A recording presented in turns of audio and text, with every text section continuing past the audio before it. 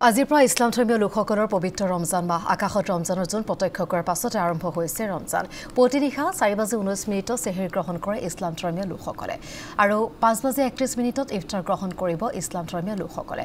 ভিন্ন স্থানত ইয়াৰ সময়সূচী হ'ব ভিন ভিন আৰু ৰমজানক লৈ উখল মাখল এতিয়া ইছলাম ধৰ্মাৱলম্বী লোকসকলৰ মাজত। আসসালামু আলাইকুম ওয়া ৰাহমাতুল্লাহি ওয়া বাৰাকাতুহু। সমো ইছলাম দৰদী মুছলমান মা ভনী ভাই মই সৰ্বপ্ৰথমে সালাম জ্ঞাপন কৰিছোঁ আৰু ৰমজান মাহৰ শুভেচ্ছা জ্ঞাপন কৰিলোঁ। ৰোজাত আল্লাহ তাবাৰক তাআলা আমাৰ ওপৰত যাতে ৰোজা ৰাখিম এইকাৰণে আমি ইবাদত বন্দেগী ৰোজা ৰাখি এইকাৰণে আল্লাহ তাআলা সন্তুষ্টি জ্ঞাপন কৰোঁ। আল্লাহ তাবাৰক তাআলা যাতে আমাৰ ওপৰত ৰাজি হৈ যায়। ৰোজা ৰাখি আমি বিশ্বৰ শান্তিৰ কাৰণে দোৱা কৰোঁ। সমূহ ৰাইজৰ কাৰণে হিন্দু মুছলমান শিখ ইছাই সকলো ধৰ্মাৱলম্বী আমি শান্তি সম্প্ৰীতি ভাইচাৰা আমন চালামতি এক মেঘ হৈ যাতে আমি সকলো থাকিব পাৰোঁ।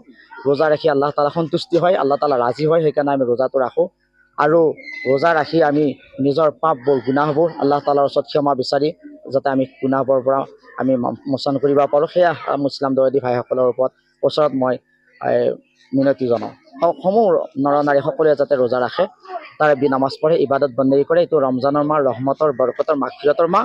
এই মাহটোত যাতে আল্লাহ তাআলাই আমাৰ সকলোকে বেছি বেছি ইবাদত বন্দেগী কৰি আমালোকক যাতে আল্লাহ তাআলাই আল্লাহৰ প্ৰিয় নেক বান্দা হোৱাৰ তৌফিক দান কৰে। গাড়ীগাঁও আমাৰ জামে বৰ মছজিদ হয় আৰু মই বৰ মছজিদৰ ওপৰৰ পৰা সমূহ ইছলাম দৰদী ভাইসকলক শুভেচ্ছা জ্ঞাপন কৰিছোঁ ৰমজান মাহৰ। আৰু আমাৰ লগতে ইফতাৰীটো হয় ইয়াতে। ইফতাৰী বহু ভাই মুছাফিৰ হওক ফকিৰ হওক সকলো আহে ইনশাআল্লাহ সন্ধিয়া সময়ত ইয়াতে ইফতাৰী হয়। জামাতাক আমি দোৱা কৰোঁ, ইফতাৰী দোৱাটো আল্লাহ তাআলাই কবুল কৰি লয়। সেইকাৰণে সকলোৱে দোৱা কৰিব, আমি সকলো কাৰণে দোৱা কৰোঁ। আমি শান্তি সম্প্ৰীতি হিচাপে যাতে ৰোজা কেইটি ৰাখিব পাৰোঁ, নামাজ বন্দেগী কৰিব পাৰোঁ, এইখিনি মই ক'ব।